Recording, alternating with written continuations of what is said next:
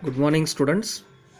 Let us continue with the solving of the questions from the question paper that we had started yesterday. Starting with the module 2, question number 3a. Explain the working of semiconductor strain gauges with the advantages and disadvantages. So we have to go through the working of semiconductor strain gauges and then list out its advantages and disadvantages. This question is asked for 6 marks.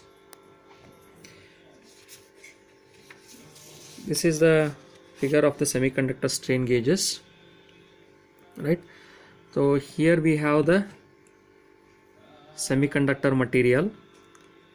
It's a semiconductor material, then the gold wire. On either side there are terminals. Then this arrangement is bonded to the base. Backside there is a base. It is bonded to the base, right? Similarly, we have the next one also. They're just a change in the arrangement. That's all. Change in how the wires are arranged and how the electrodes are arranged, that makes the difference between one type of semiconductor strain gauge and the other type of semiconductor strain gauge. And third one also, you can see the change in the arrangement, right? So these are the different types of strain gauges. Coming to the working of the semiconductor strain gauges, when the strain is applied to this structure, there is change in the resistance of this semiconductor material. So as there is change in the resistance of the semiconductor material, there is corresponding change in the output voltage. So that output voltage is measured in order to measure indirectly how much strain is applied to this semiconductor strain gauge. That is how we will be able to measure the input strain that is applied to these strain gauges. The material that is used for the semiconductor, there are semiconductor materials such as silicon and germanium are used, right? Semiconductor materials are being used here in constructing the semiconductor strain gauges. Next, its advantages. It has high gauge factor. It is chemically inert, free from hysteresis.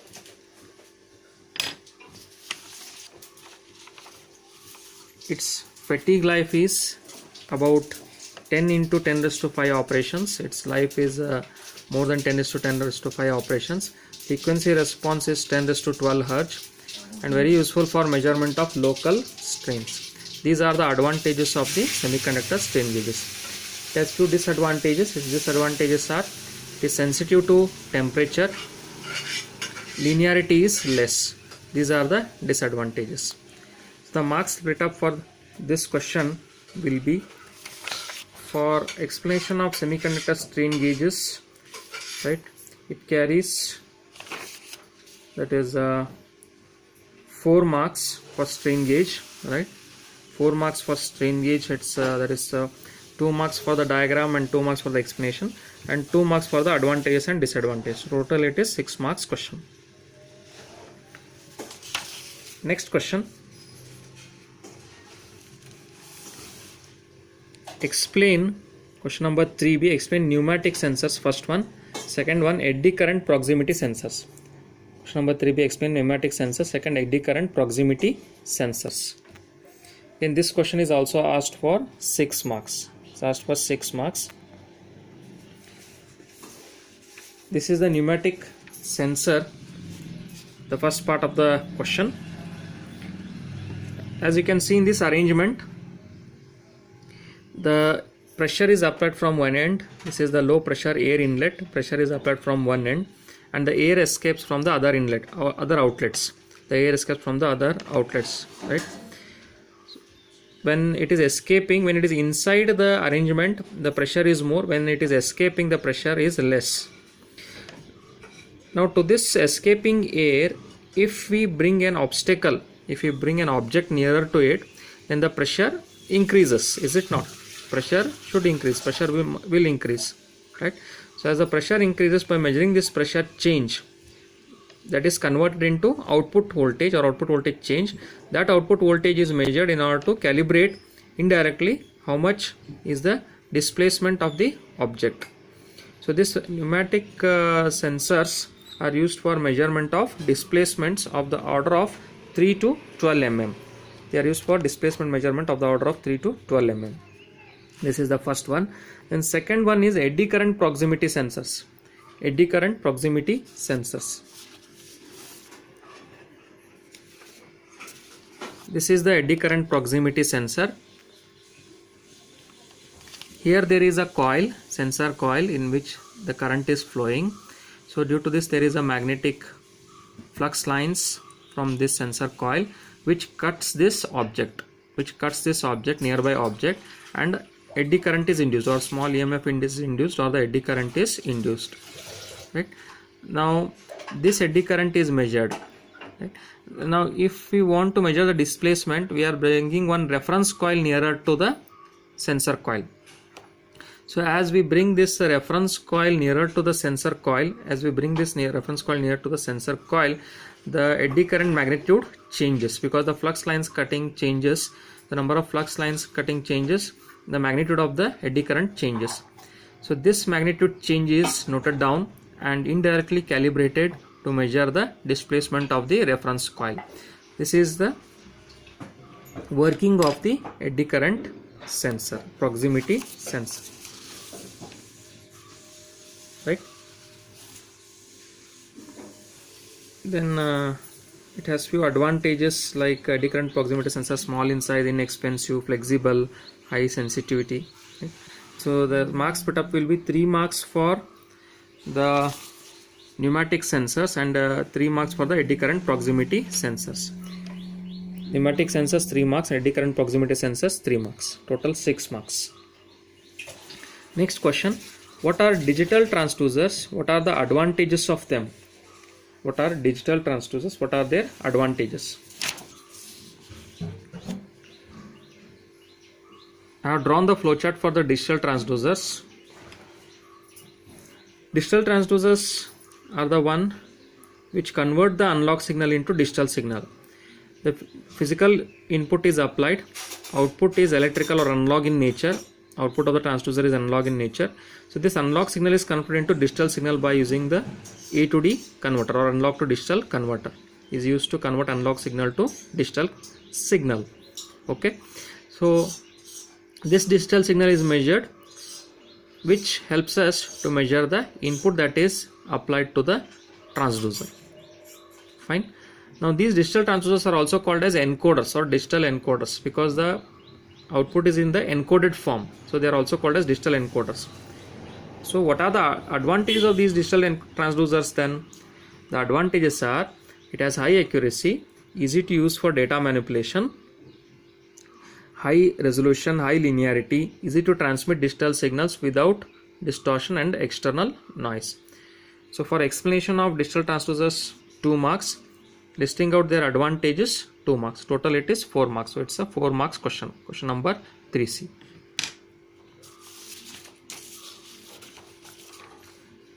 Let us move on to the next question, or question. Question number 4A. Explain the working of syncros and resolvers, mentioning their advantages.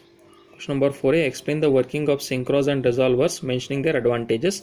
It is asked for 8 marks. It is asked for 8 marks. 8 marks question. Here I have drawn the syncros. First we will take up the syncros. Let me define syncros and resolvers first. So syncros and resolvers are coupling transformers for angular data transmission. So these syncros and resolvers are coupling transformers, coupled transformers or coupling transformers devices for angular data transmission. To transmit the angular data, angular magnitude of the angle, syncros and resolvers are employed. We can see in this figure, here the rotor is single phase, stator is 3 phase, and stator is connected in star connection, right? The AC voltage is applied to the rotor, so this couples with the stator windings, and the flux or the voltage is induced in the stator windings, right? So this voltage is proportional to the angular position of the rotor with respect to the stator. The voltage induced in the stator is proportional to the angular position of the rotor with respect to the stator. Fine. So this is what is called as the syncros.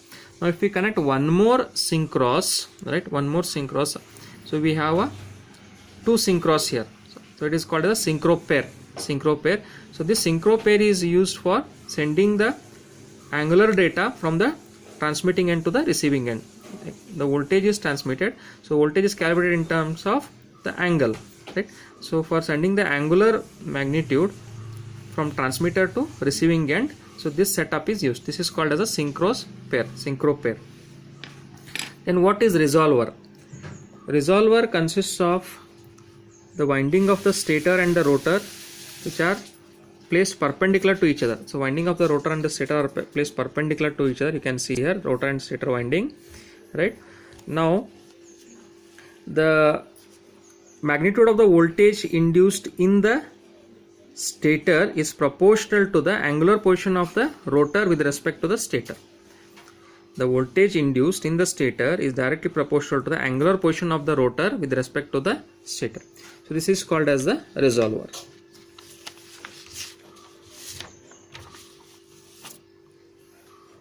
Advantages of synchros and resolvers: they are highly reliable, high accuracy, infinite resolution, rotational wear is less, they are insensitive to unwanted capacitances. That means they are insensitive to stray capacitances, high operating speed. So synchros carries 4 marks, resolvers 2 marks. Explanation of synchros 4 marks, explanation of resolvers 2 marks, advantages 2 marks. Total it is 8 marks question. Next question. Question number 4b.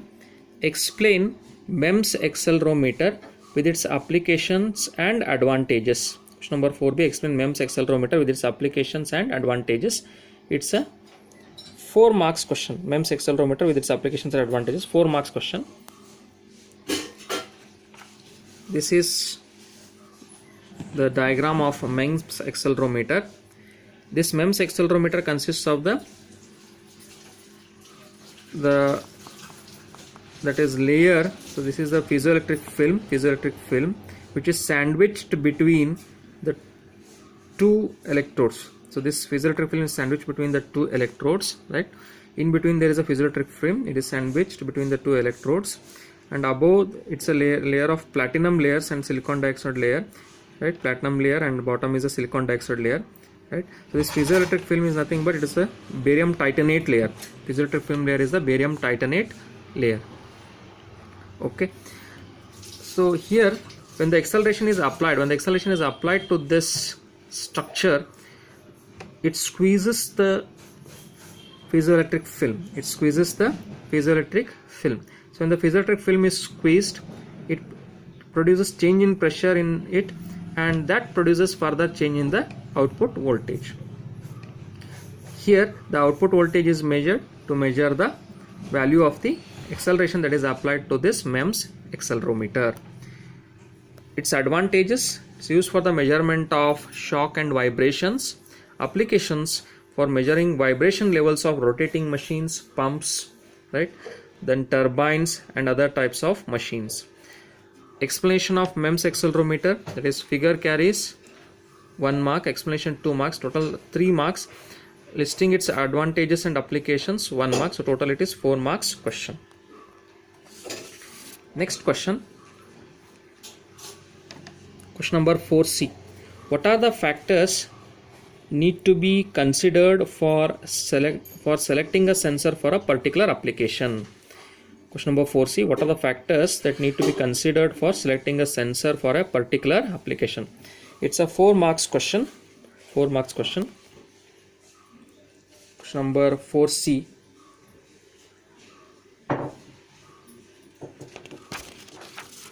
That means they have asked to list out the factors for selecting a sensor for a particular application. So let us list out the factors to be considered for selecting a sensor for a particular application. If we want to select a sensor for a particular application, then what factors we should consider? Right? What factors we should have in our mind for selecting a particular sensor? So those we have to see here or list out here. So those factors are the accuracy required, the linearity required, resolution required, reliability required, right? Cost factor, maintenance factor, speed of measurement, environmental conditions under which measurement is made, nature of the output required. So these are few of the factors. So which are the factors that have to be considered for selecting a sensor for a particular application? They are the range required, required speed, required linearity, required reliability, right, required resolution, cost factor, availability, environmental conditions, maintenance factor. So these are the various factors, right? Hope everybody have understood the questions that we have solved today. So today we have solved the questions on semiconductor strain gauges, first one. Then we have taken up pneumatic sensors, eddy current proximity sensor, then digital transducers, synchros and resolvers, their advantages, MEMS accelerometer, advantages and applications, and finally factors to be considered for selecting a sensor for a particular application. Thank you.